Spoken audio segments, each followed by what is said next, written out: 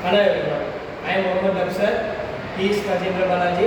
He is Garun Kumar. We are studying 12th standard Mother International Education Higher Secondary School. Next, my friend Rajendra Balaji will continue.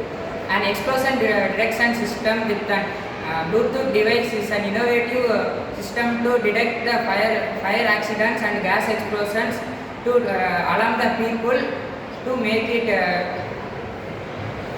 So, we choose our project name is Prevention Explosion System. Next, my friend will Garun Kumar continue.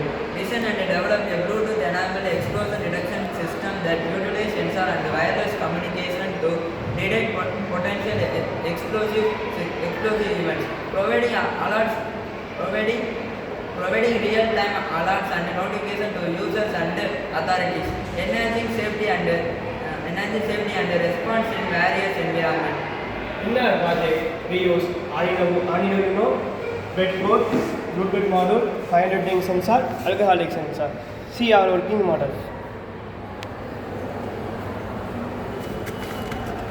Safe.